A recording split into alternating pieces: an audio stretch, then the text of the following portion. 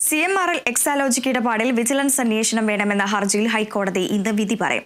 മാത്യു കുഴൽനാടൻ MLAയും പൊതുപ്രവർത്തകനായിരുന്ന ഗിരീഷ് ബാബു നടത്തിയ റിവിഷൻ ഹർജിയിലാണ് justice K Babu അധ്യക്ഷനായ ബെഞ്ച് വിധി പറയുക. വിവരങ്ങളുമായി സാനു കെ സജീവ് ചേരുന്നു.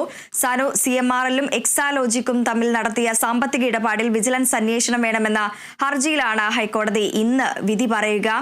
നേരത്തെ തന്നെ മൂവാറ്റുപുഴ വിജിലൻസ് കോടതി ഈ ഒരു ആവശ്യം തള്ളിയിരുന്നു. ഇതിനുശേഷമാണ് ഇന്ന് ഈ ഒരു അന്വേഷണം വേണമെന്ന ആവശ്യം ഈ ഹർജിയിൽ ഹൈക്കോടതി ഇന്ന് വിധി പറയുന്നത്. തീർച്ചയായും മാസപ്പടി കേസിലെ വിജിലൻസ് അന്വേഷണം ആവശ്യപ്പെട്ടുകൊണ്ടുള്ള റിവിഷൻ ഹർജിയിലാണ് ഹൈക്കോടതി ഇന്നൊരു നിർണായക വിധി പറയുന്നത്. എക്സാലോജിക്കും CMRL ഇടപാടിൽ അന്വേഷണം വേണമെന്ന് ആവശ്യപ്പെട്ടുകൊണ്ടാണ് ഈ ഒരു വിധി വരുന്നത്. മൂവാറ്റുപുഴ വിജിലൻസ് കോടതി ഈ അതായത് ഈ ഒരു ആവശ്യം തള്ളിയിരുന്നു. എന്തായാലും കേരള രാഷ്ട്രീയത്തിൽ ഏറെ പ്രാധാന്യമുള്ളൊരു കേസ് കൂടിയാണിത്.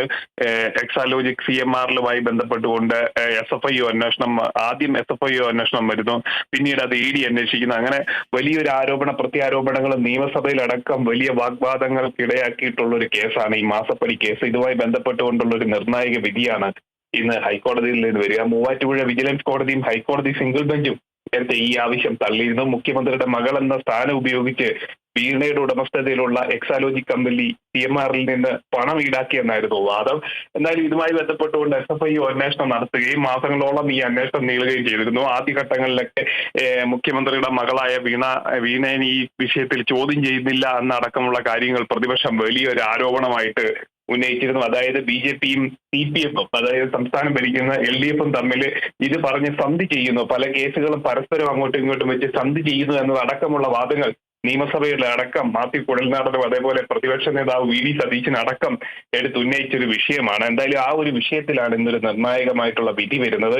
ഈ കേസുമായി ബന്ധപ്പെട്ടുകൊണ്ട് ഡൽഹി ഹൈക്കോടതിയിലടക്കം കേന്ദ്ര ഏജൻസികൾ റിപ്പോർട്ട് നൽകിയിട്ടുണ്ട്. CMRL മാസപ്പടി കേസിൽ 185 കോടി രൂപയുടെ അഴിമതി നടത്തിയെന്നാണ് കേന്ദ്ര ഏജൻസികൾ കണ്ടെത്തിയത്. അതുമായി ബന്ധപ്പെട്ടുകൊണ്ട് കേന്ദ്ര ഏജൻസികൾ ജനുവരിയിൽ SFIO IT വകുപ്പുകളുടെ അന്വേഷണത്തിൽ കണ്ടെത്തിയ വിവരങ്ങൾ ഡൽഹി ഹൈക്കോടതിയിൽ സമർപ്പിച്ചിരുന്നു. എന്തായാലും അതുമായി ബന്ധപ്പെട്ടുകൊണ്ട് ഈ ഒരു അന്വേഷണത്തിന്റെ ഭാഗമായിട്ട് തന്നെയാണ്, ഈ കേസിന്റെ നാൾവഴിയുടെ ഭാഗമായിട്ട് തന്നെയാണ് ഇപ്പോൾ ഒരു വിജിലൻസ് അന്വേഷണം ആവശ്യപ്പെട്ടുകൊണ്ടുള്ള ഒരു കേസിലും ഹൈക്കോടതി വിധി പറയുന്നത്. അതായത് മാത്യു കുഴൽനാടൻ MLA അടക്കമുള്ളവരാണ് ഈ കേസിന് പിന്നാലെ ഈ കേസുമായി ബന്ധപ്പെട്ടുകൊണ്ടുള്ള നടപടിക്രമങ്ങൾക്ക് വേണ്ടി നിയമ നടപടികൾ സ്വീകരിച്ചത്. എന്തായാലും ആ ഒരു കേസിലാണ് ഇന്നൊരു നിർണായക വിധി വരാൻ പോകുന്നത്. വൃന്ദ. ശരി സാനു, തുടരുക. മറ്റൊരു വാർത്തയുടെ വിശദാംശങ്ങൾ കൂടി അറിയാനുണ്ട്. മുനമ്പം വഖഫ് ഭൂമി വിഷയത്തിൽ ജുഡീഷ്യൽ കമ്മീഷൻ നിയമനം റദ്ദാക്കിയ ഹൈക്കോടതി വിധിക്കെതിരെ സർക്കാർ നൽകിയ അപ്പീൽ ഹൈക്കോടതി ഇന്ന് പരിഗണിക്കും. ചീഫ് ജസ്റ്റിസ് അധ്യക്ഷനായ ഡിവിഷൻ ബെഞ്ചാണ് കേസ് പരിഗണിക്കുന്നത്. വിവരങ്ങളുമായി സാനു കെ സജീവുണ്ട്. സാനു, വിവരങ്ങൾ. കേരള വഖഫ് സംരക്ഷണ വേദി നൽകിയ ഹർജിയിൽ ജസ്റ്റിസ് ബെച്ചു കുര്യൻ നേരത്തെ ഒരു സിംഗിൾ ബെഞ്ച് ഉത്തരവിൽ നേരത്തെ നൽകിയിരുന്നു. അതായത് സർക്കാർ വേണ്ട വിധത്തിലുള്ള മുൻകരുതലുകളും അതേപോലെ വീണ്ടും വിചാരവും ഇല്ലാതെയാണ് ഈ മുനമ്പ വിഷയത്തിൽ ഇടപെടുന്നത് അടക്കമുള്ള കാര്യങ്ങളിൽ നേരത്തെ ഒരു വിധി വന്നതാണ്. മുനമ്പ ജുഡീഷ്യൽ കമ്മീഷൻ നിയമനം അടക്കം കോടതിയിൽ റദ്ദാക്കിയിരുന്നു. കൃത്യമായിട്ടുള്ള കൂടിയാലോചനകളില്ലാതെ നിയമസാധുത ഇല്ലെന്ന് ചൂണ്ടിക്കാട്ടിയാണ് അന്നത്തെ ജുഡീഷ്യൽ കമ്മീഷൻ നിയമനം അടക്കം ഹൈക്കോടതി റദ്ദാക്കിയ കേരള വഖഫ് സംരക്ഷണ വേദി നൽകിയ ഹർജിയിൽ ജസ്റ്റിസ് ബിച്ചു കുര്യൻ തോമസിന്റെ ആയിരുന്നു സിംഗിൾ ബെഞ്ച് വിധി. വഖഫ് ട്രൈബ്യൂണലിന് മുന്നിലുള്ള വിഷയത്തിൽ അന്വേഷണം നടത്താനാവില്ലെന്നും അന്ന് ഹൈക്കോടതി വ്യക്തമാക്കിയിരുന്നു. കമ്മീഷനെ നിയോഗിക്കാൻ സർക്കാരിന് അധികാരമുണ്ടെന്നും എന്നാൽ മനസ്സിരുത്തിയിട്ടുള്ള നടപടികളല്ലെന്നും അന്ന് ഹൈക്കോടതി ചൂണ്ടിക്കാണിച്ചിരുന്നു. ഈ വിഷയത്തിലാണ് ഇന്നൊരു സർക്കാരിന്റെ ഒരു ഇടപെടൽ ഉണ്ടായിരിക്കുന്നത്. സർക്കാരിന്റെ വാദമാണ് ഇന്ന് നടക്കാൻ പോകുന്നത്. അതായത് ജുഡീഷ്യൽ കമ്മീഷനെ അടക്കം റദ്ദ് ചെയ്ത വിധിക്കെതിരെയാണ് സർക്കാർ ഹർജി നൽകിയിരിക്കുന്നത്. ചീഫ് ജസ്റ്റിസിന്റെ നേതൃത്വത്തിലുള്ള ഒരു ബെഞ്ചാണ് ഈ വിഷയവുമായി ബന്ധപ്പെട്ടുകൊണ്ടുള്ളൊരു വിധി പുറപ്പെടുവിക്കുന്നത്. ഉച്ചയ്ക്ക് 1:30 ഇതുമായി ബന്ധപ്പെട്ടുള്ള വിധി ഉണ്ടാവുക. കൃത്യമായ വിശദീകരണം നൽകാൻ സർക്കാരിനായില്ലെന്നടക്കമുള്ള ഗുരുതരമായിട്ടുള്ള ആരോപണമായിരുന്നു മുൻപ് സിംഗിൾ ബെഞ്ച് ഈ ഹർജി തള്ളിക്കൊണ്ട് നടത്തിയൊരു നിരീക്ഷണം. എന്നാലും ഇതുമായി ബന്ധപ്പെട്ടുകൊണ്ടുള്ളൊരു പ്രധാനപ്പെട്ട വിധിയാണ് ഇന്ന് വരാൻ പോകുന്നത്. വൃന്ദ. സനു, അതോടൊപ്പം തന്നെ ഈ സർക്കാർ ജനങ്ങളെ വഞ്ചിക്കുകയാണ് എന്ന് ആരോപിച്ചുകൊണ്ട് പ്രതിപക്ഷം അടക്കം തന്നെ രംഗത്ത് വരുന്ന ഒരു സാഹചര്യത്തിലേക്ക് എത്തിയിരുന്നു അല്ലേ?